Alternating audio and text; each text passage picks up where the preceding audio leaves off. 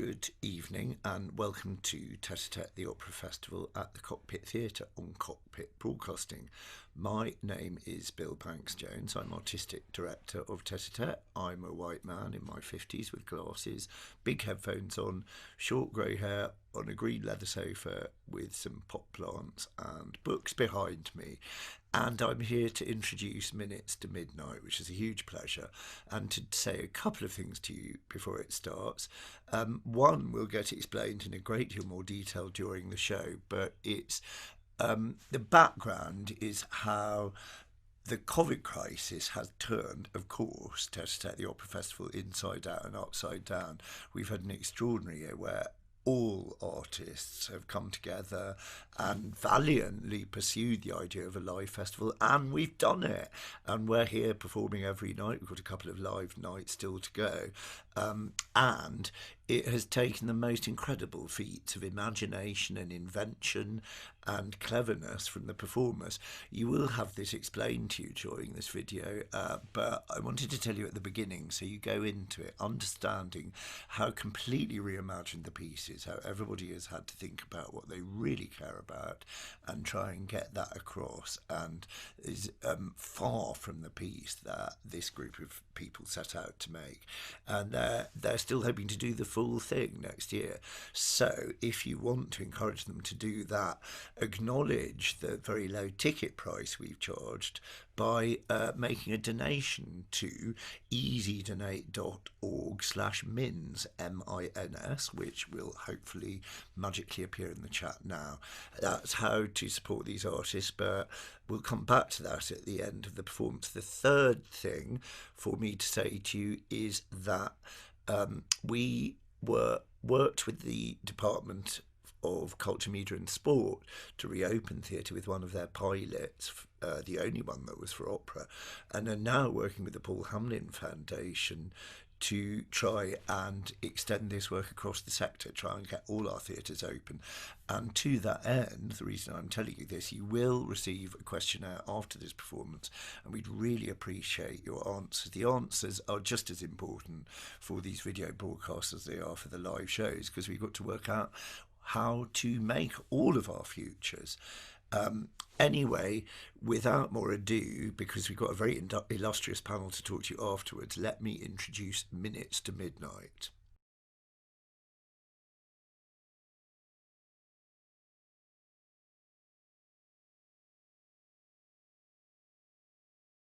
Good evening, everyone, and welcome to our performance of excerpts from John Sturt and Sophia Chopajev's new opera, Minutes to Midnight. I'm Eleanor, I'm the director, and this is Flick, our musical director. She'll be sharing her insight into our process a little bit later on.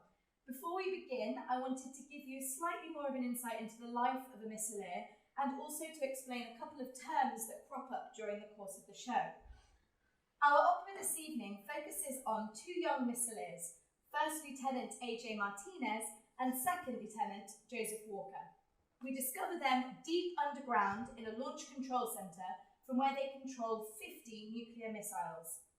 The US military maintains 450 Minutemen III ICBMs in Wyoming, Colorado, Nebraska, Montana and North Dakota. The facilities are very remote and the weather is often dreary and bleak. Typically, a missileer works 8 24-hour alerts each month, which can end up lasting between 30 to 40 hours when you factor in the changeover time and also their commute back to home base, which can be up to 150 miles away. The Launch Control Centre, where we see Martinez and Walker, is actually a very small concrete capsule. You'll have to use your imagination slightly, as we have 4 tables behind us today. Had we had a limitless budget, I would of course built our own Launch Control Centre here in the Cockpit Theatre. The majority of this interior is occupied by antiquated machinery from the 1960s and 70s, almost all of which is painted light beige or green, so it's not the most aesthetically pleasing thing to look at. The technology creates a constant hum which accompanies the missileers during their shifts. This is a job filled with mandated routines which are often monotonous, but can also be stressful, where the biggest obstacles are staying rested and alert. The most important responsibility of the missile crew is constant vigilance and preparation to launch their missiles. Other duties include coordinating maintenance of the missiles and also monitoring their alert status. The crew always have very precise procedures for every task. If they receive a launch command, both crew members open the locked box that contains the authentication codes. Once the crew members have agreed that the command is authentic, they insert the keys and turn them at the same time in order to launch a missile. These missileers work under immense pressure due to the expectation of no defect. Even minor tasks that don't significantly affect the weapon system can cause a great deal of stress, not because of concern for causing some sort of major incident, but rather because even a small error made in a split-second decision may cause irreparable harm to their career. To combat boredom, the missileers often take advantage of their downtime to study for master's degrees and similar programs, or they rest. Each launch control centre includes a sleeping compartment for one of the crew members, and whilst they're resting, the other crew member obviously maintains the console. Alternatively, the missileers often play cards, watch TV, pursue hobbies, browse magazines, things like that. Those activities have been referred to as the frontline defence against alert boredom. So, a couple of terms that come up during the performance. The first is PRP, or the Personal Reliability Programme. Only those personnel who have demonstrated the highest degree of individual reliability for allegiance, trustworthiness, conduct, behaviour and responsibility are allowed to perform duties associated with nuclear weapons, and they shall be continuously evaluated for adherence to these PRP standards. If a PRP individual is off their A game for any reason, they're expected to report it. That could be anything from their home life, legal reasons, financial strains, relationship worries, whatever, they're expected to declare it. Another thing is the doomsday clock. It's a symbol which is meant to warn the public about how close we are to destroying our world with dangerous technologies of our own making. When it first originated, the clock was set at 7 minutes to midnight. Since then, it has fluctuated to as far as 17 minutes in 1991, when the Soviet Union dissolved, to 3 minutes in 2016, when this opera is set, to 100 seconds as of the 23rd of January this year, 2020, and that was the first time which it has ever been counted in seconds. I just want to leave you with a quick quote today to let you think about as you see our opera. Every man, woman and child lives under a nuclear sword of Damocles, hanging by the slenderest of threads, capable of being cut at any moment by accident or miscalculation or by madness. The weapons of war must be abolished before they abolish us. That was said by John F. Kennedy in 1961. And I think it's incredibly important and appropriate that it still hasn't necessarily changed that much in 2020.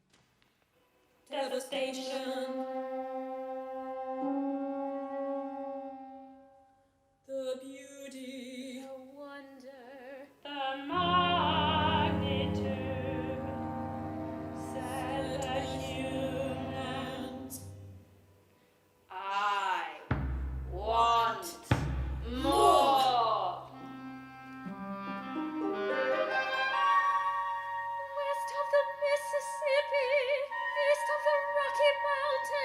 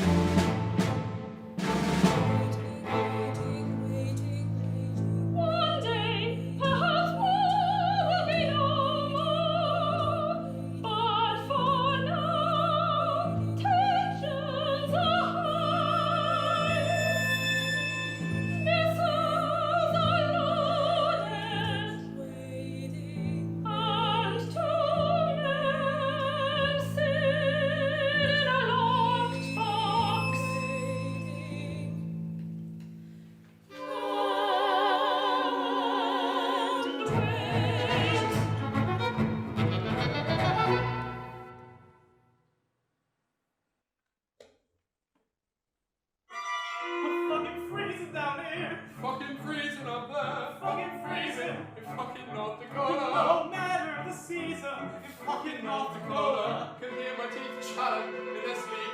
My cock's an icicle about to fall off. Yeah, it is. Freeze my nuts up in my knot. Hell, why not? Where else would you rather be? Could have been based in, I don't know, Hawaii Or Texas. or somewhere where they've heard of sun. But no, gotta be based in A wasteland. a wheat field. Damn cold. Those fields either covered in snow or drowning in rain.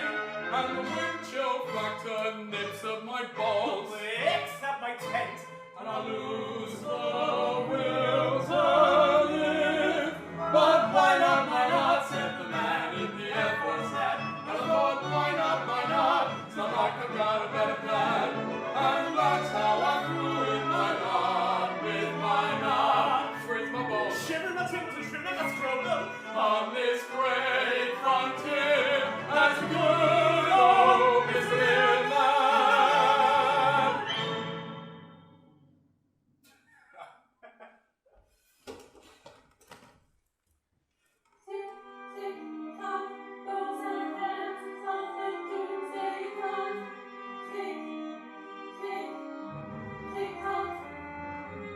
I could murder a steak right about now. Pizza. Oh, fuck.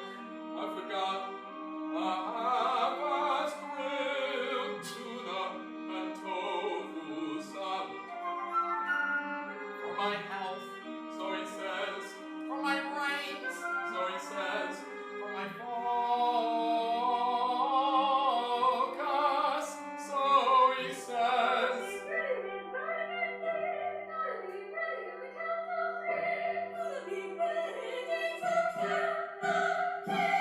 Or not.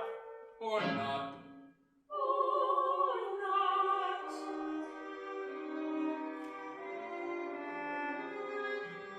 One of the cards. Nah. Watch some porn. Nah. Have a loogie contest. Well, just need to pass the time. Just need to not think. Just need to be anywhere else but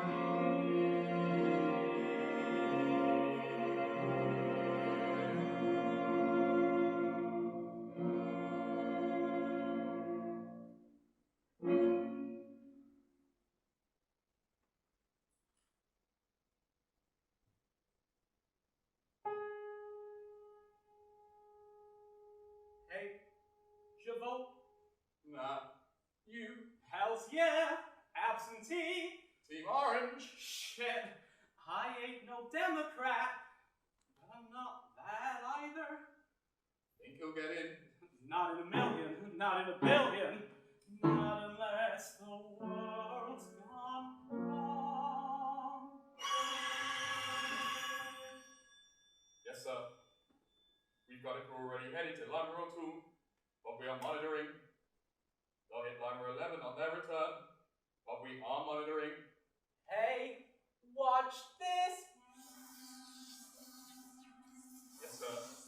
Quick, $5 says I can get it past my knees and back. Stop. No. No, sir. Sorry, sir.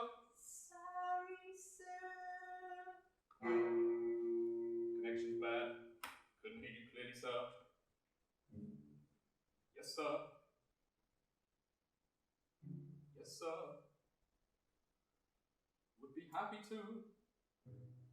Sir.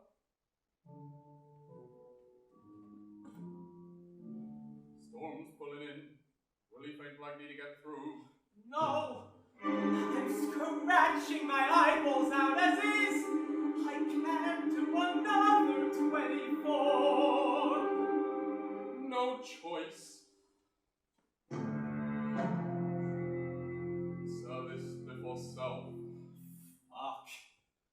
Janie's gonna kill me. Another 24. Might as well do some work while we're here.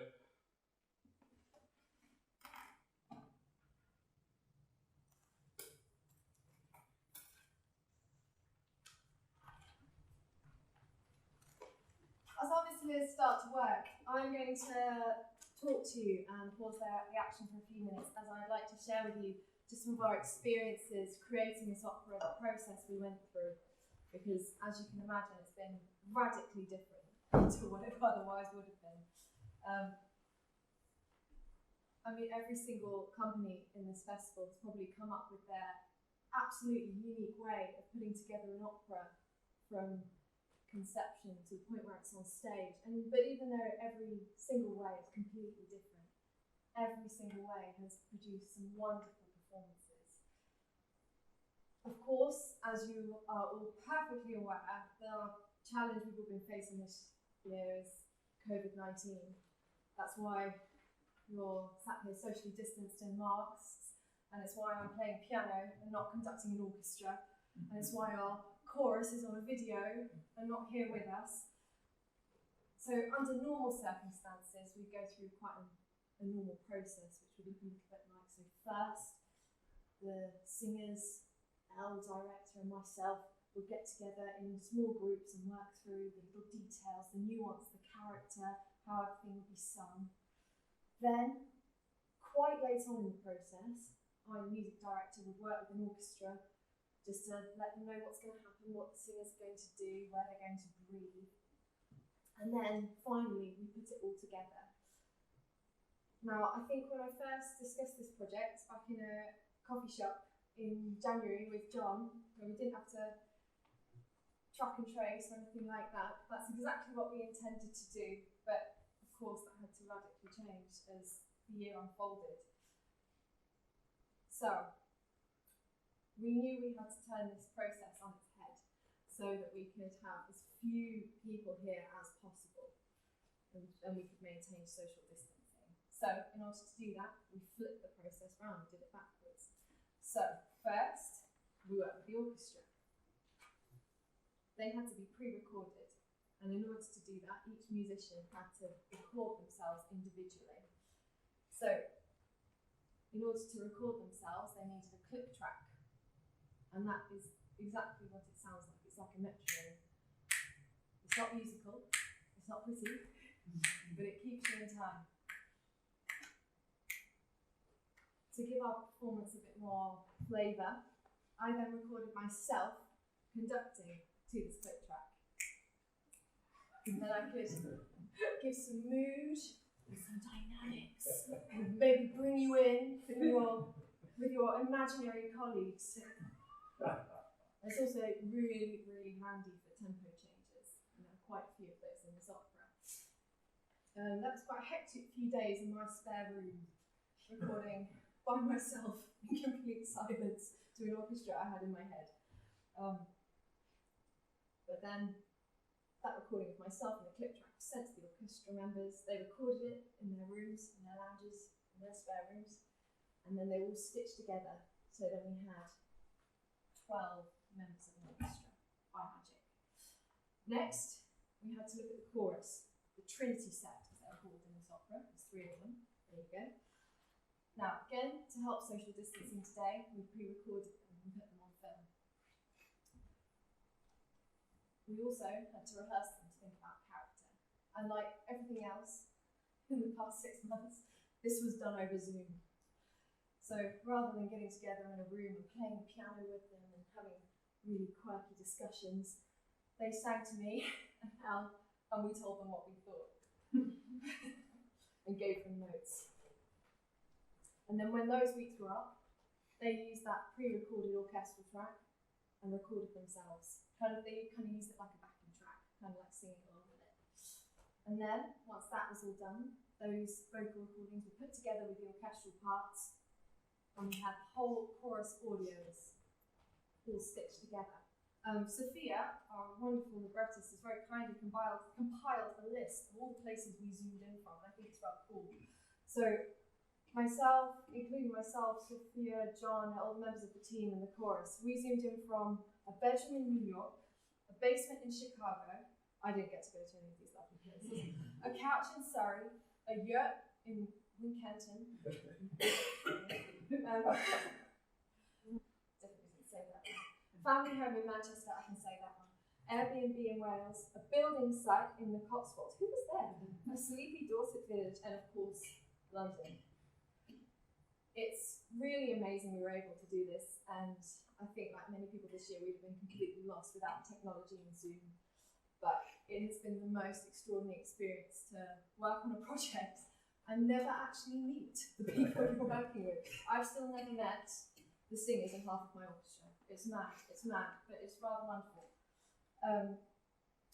So then after that, Elle took on her director role and recorded the set and edited that video together and spent loads of man hours doing that, and I think it's really effective. I think it's a really cool ethereal presence, otherworldly. So, last, no means least, we were then able to actually rehearse in a venue, in person, and we rehearsed with our two wonderful soloists.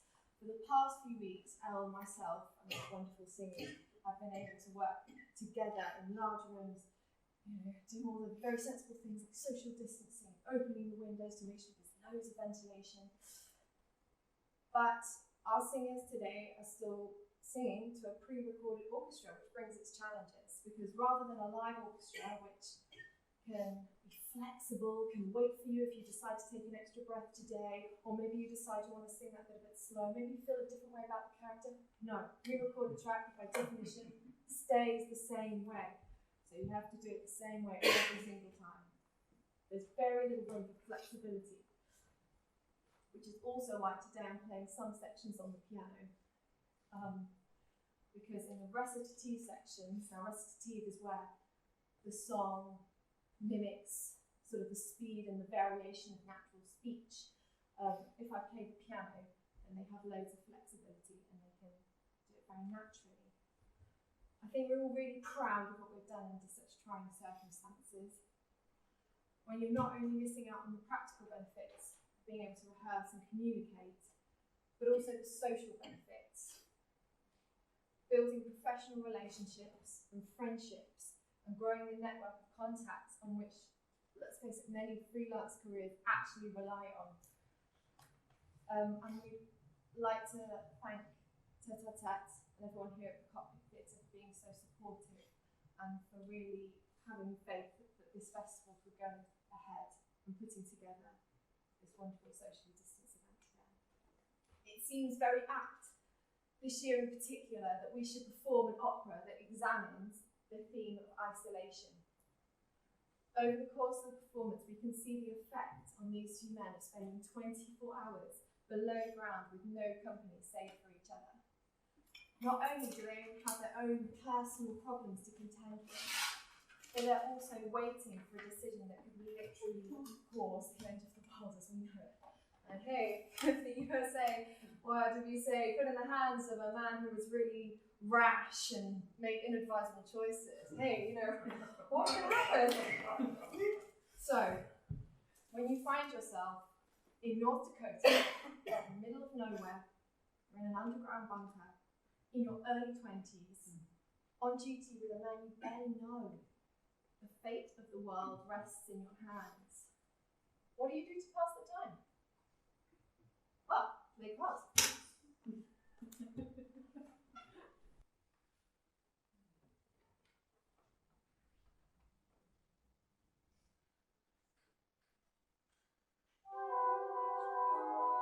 Got me fours, Goldfish.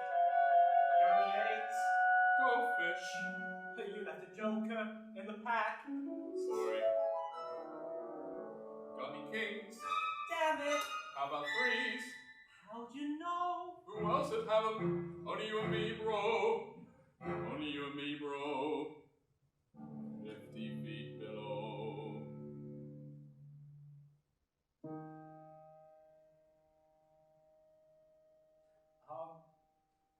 You okay? Yeah. Sorry. My turn. Yeah. Got me threes. You just asked that. How about kings?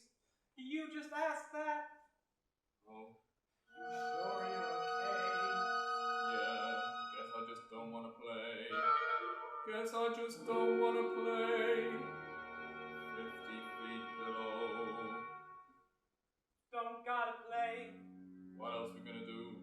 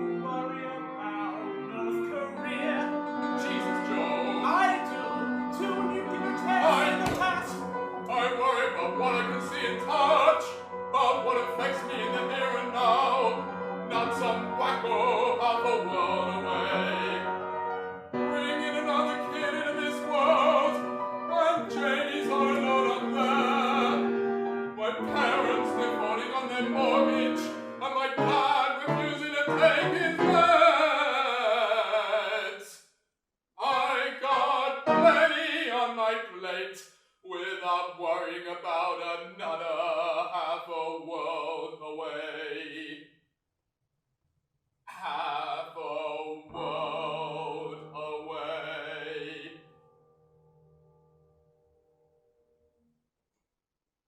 Jamie's pregnant? Yeah. Yikes! Thanks. I mean, congrats!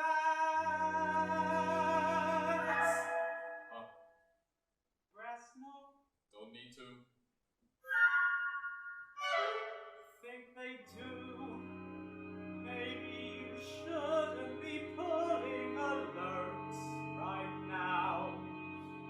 ERP and all. Nothing's affecting the job. How do you know it isn't? How do you know it is? Didn't say it was, but could cloud your judgment. What in this world doesn't cloud us, Joe? But we're here, aren't we? We show up every shift. We put it at 24 with the good guys. We're the good guys, aren't we? No one's saying you aren't.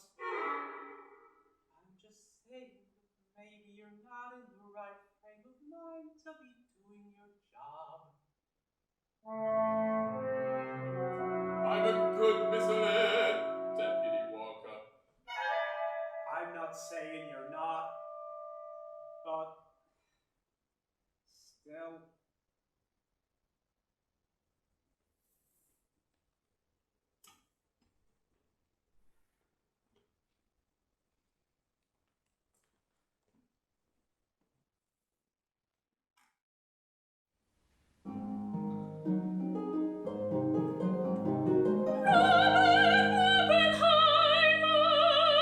Father of the bomb that goes boom, boom, boom.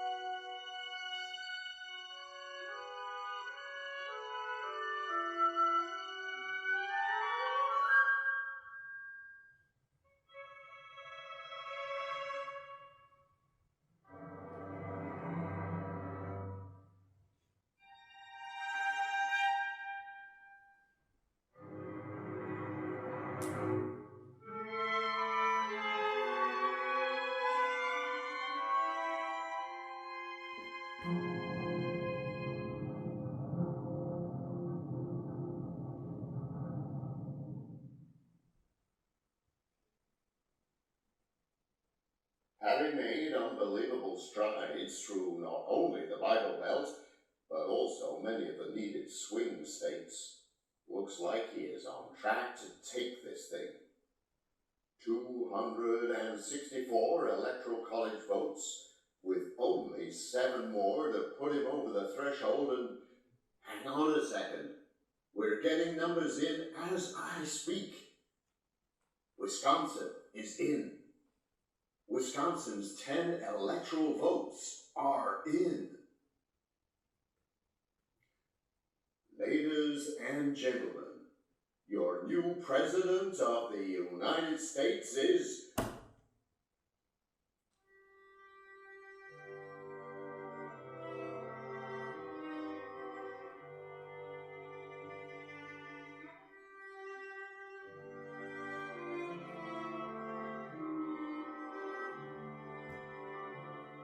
How do you close the box of Pandora?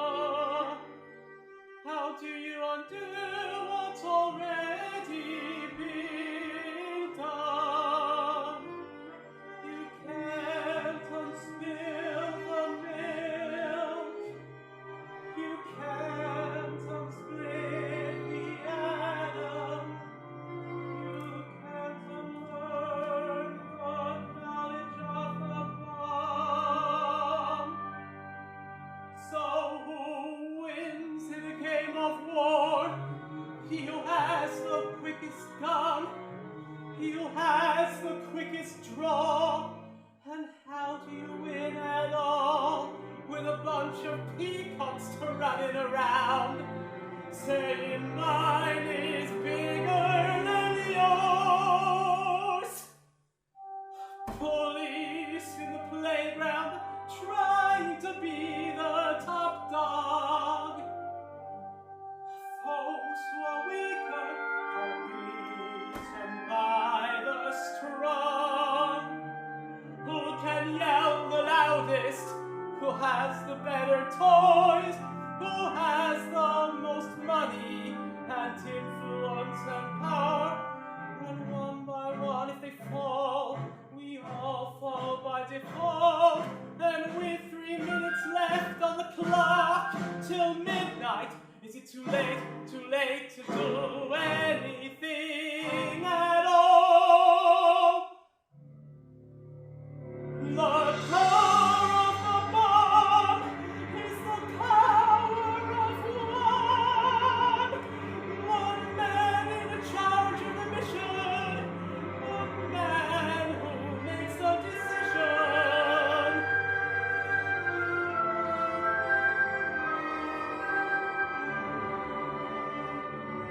And I always trusted, and I always took orders, and I always did as I was told.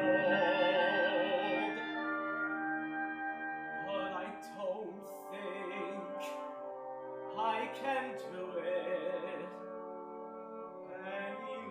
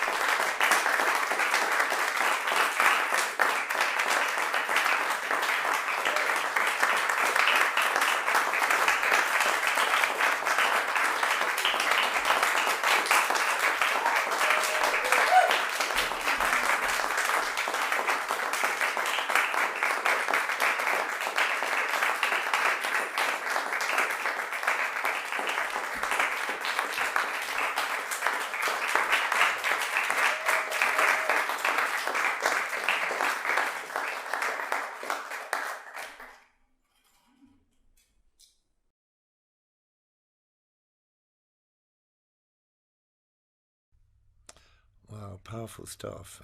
I feel like I learned a lot from that, and also powerful reminder of something that it's all too easy to forget right now, but it's just as important as ever. Anyway, without further ado, we're going to break routine tonight, and I'm going to hand the rest of this interactive broadcast over to Sophia Chapajev, who wrote the opera words with music by John Sturt. Sophia, if you'd like to join us, over to you. Hello, thank you very much. Can you hear me all right? I'll assume that's a yes.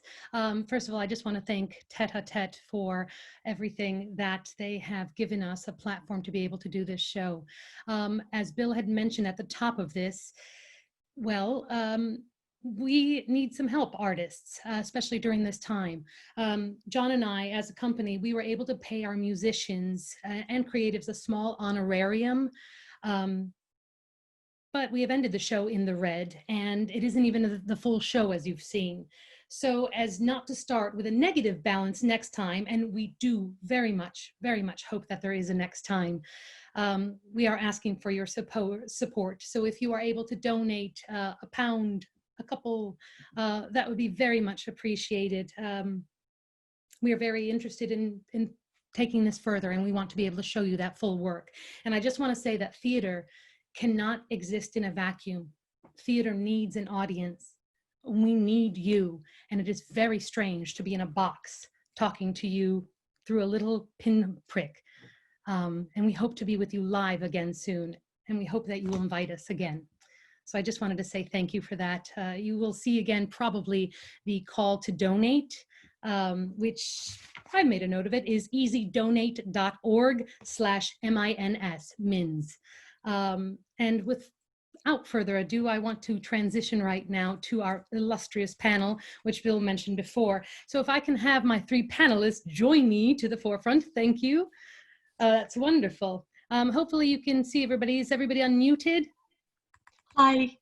Wonderful. Hello. Hello. So I will take a moment to introduce everybody. First of all, the redhead, if I may, Dr. Becky Alexis Martin, who is a geographer of nuclear warfare, an award-winning pacifist scholar, and author of Disarming Doomsday. That's Dr. Becky Alexis Martin. We are also joined by Dr. Kate Hudson, a trailblazer for activism and the General Secretary of the Campaign for Nuclear Disarmament. We are thrilled to have you both. The third panelist is John Sturt, who is the composer of Minutes to Midnight. And we do not have a lot of time, so I'm just going to push on through some things here. The first thing I want to ask John is if you could speak to the genesis of the piece a little bit, so everybody can hear where it all came from. Okay. Well, I've been afraid of nuclear weapons, and ever since I first learnt what they were, which was in primary school. And carrying on from there, that dread was reinforced with films that some of us might recognize, like Threads, The Day After, Where the Wind Blows. And personally speaking, I couldn't make it through Threads. It's just really scary for me.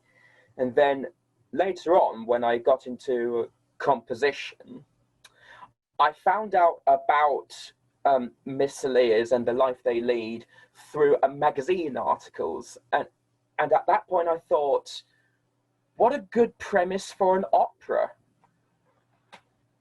Right, so what you have seen is not the full opera, but it is just the premise, little tidbits of, and it is a starting point for us. Now, one of the things that John addresses when we talked about the Missileers is, I want to look at that last moment with Joey, who is on his own, and he is singing a section called Bullies in the Playground. And Kate, I was wondering if you could address this. Joey has a lyric that says, "You can't unspill the milk. You can't unsplit an atom.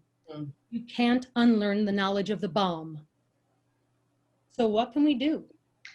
Well, this is an argument that I've heard so many times. People from the pro-nuclear lobby, when they're justifying spending billions on Trident and other missiles, they say, well, you can't uninvent nukes, as if because the technology exists, you have to keep on making. I mean, it's absolutely crazy as an argument. And we know that many terribly destructive technologies they've existed, but they have been outlawed, and steps have been taken to prevent them being created ever again. The same thing can happen with nuclear weapons, and in fact there are big steps afoot globally to make that happen. The overwhelming majority of countries internationally are supporting the United Nations Treaty for the Prohibition of Nuclear Weapons, and in the next few months this is going to come into force. We know that our own government is saying, no, we're not going to sign up to it, never, never, never.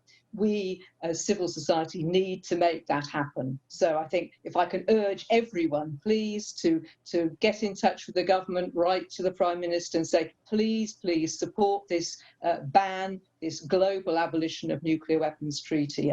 And that will be a real step forward for us. We have to eradicate nuclear weapons. I will add on to that because a lot of the organizations, as an American, the international ones, the British ones, were fairly new to me. I was familiar with Global Zero. However, the Campaign for Nuclear Disarmament, ICANN, these are all wonderful organizations. Specifically, the Campaign for Nuclear Disarmament for the British population. I urge you to go on their website, follow them, tweet them, and donate to their cause. It is an important thing. We have a voice. We need to be able to use it. Thank you. I wholeheartedly agree. Thank you. Thank you. Thank you so much for being here. I will actually, for a moment, turn it to Dr. Becky Alexis Martin, if I may. Becky, because I know that you are one of the CND's peace education patrons. Yes. And I would love you to talk a little bit more about it, because, I mean, John and I have written a little opera about big themes, and we don't know if there's anything that can come of it. Can culture help the nuclear disarmament cause? So can you speak to that a bit? Oh, absolutely. Yeah, no. So I think nuclear culture has this essential role to play in raising awareness of the harms of nuclear warfare. I mean, we only have to look at the cultural impact of things like opera. I was really lucky. I grew up knowing about opera and its beauty and its splendor because of my Auntie Betty and Uncle George when I was younger. And I think that it tells stories in a particular way. So when we think about your Trinity, your women who were singing, they were amazing. They were like wailing Cassandras and telling this story of disruption, destruction, and harm. But it's a very traditional thing, actually, to tell stories of nuclear warfare. So we can think about the Cataribe tales, and I'd say that your work kind of goes in the legacy of the Cataribe tales. And these are it's a form of spoken word storytelling that used to focus upon mythical creatures, monsters, and dragons to describe history, society, and culture, as an allegory for Japan. And while the purpose of the Cataribe remains the same, the structure and the design of the storytelling process has adapted since Hiroshima and Nagasaki to include tales of the bombings. And these stories are incredibly powerful. They're shared every year on the anniversaries of Hiroshima and Nagasaki as a cautionary modern mythology against nuclear war. And I'd say that that's exactly what you are doing. I'd say that your opera is a contemporary Cataribe for our time. Well, from your ears to the world, to the world. I mean, hopefully we will be able to do this again. I have found the nuclear disarmament community amazingly open-armed. Wonderful, everybody I've reached out to. And I did actually reach out to Bruce Blair, who was the co-founder of Global Zero, and heard back from him before he passed. He was an ex-missileer. And I just think that people who are making moments of dissent. So I looked at, for the inspiration of this piece, so Bruce Blair, Major Harold Herring, these people who said, wait a second, we don't have to do this. There has to be other options. So I just wanted to thank you. I know that we don't have all that much time, but in closing, if you have thoughts on the opera, further thoughts, or thoughts that you want to leave our audience with. Becky, as long as you're on the screen, please. Thank you. Yes, I do actually. So we know nuclear weapons are dirty, dangerous, and dated. You know, at the best of times, right? They're an old technology. Comparable weapons have already been outlawed. You know, we've tested 2056, so I'm pretty sure we know how they work now. So when we reflect upon this global legacy of harm that nuclear weapons have caused, it's clear that we need tight arms control, that we need disarmament. And as a final point, if we reflect upon the nuclear weapon possessor states and those that are nuclear free zones during COVID, places like New Zealand, which is nuclear free, which is free of this patriarchal and militaristic system, are much more successful at supporting their communities to health. Thank you. Very much, Becky. Kate, if I can ask you for any closing words. Well, I think that the pandemic has made us all really rethink what real security is. And I think we all know, even if we didn't before, that real security is to do with healthcare, it's to do with science, it's to do with accurate information, and it's to do with social solidarity, it's to do with caring for each other. It's nothing to do with nuclear weapons. So we need to make sure the policies of our governments change to bring around the kind of society, the caring, good society that we want to see. Thank you very much for that. John, it all started with you. Anything that you would like to say in closing? That it certainly won't end with me, and seeing as we need culture to support disarmament, to all creatives out there, get out there, create things, and it doesn't stop until peace will cover the earth. I think artists going out to create is a wonderful message to give out to the world of the artists. Individuals as well, you have that voice. I am an American. I urge those that are watching, those that will be watching, to use your voice to vote. Make yourself heard. If you are in England, write to MPs. Look up these different causes. Don't just sit there. We have a choice. We have a voice. So please, from Minutes to Midnight, a nuclear opera, and my illustrious panel, I urge you towards action and towards peace. Thank you very much for joining us. Again, if you are interested in this opera, which we are thankful to Tête à Tête for being a platform for us, especially during this time, hearts from John, please consider supporting Tête à Tête, supporting nuclear disarmament, CND, and then also this specific opera, easydonate.org/mins. Thank you very much and good evening. Thank you. Bye. Bye. Good night, everyone.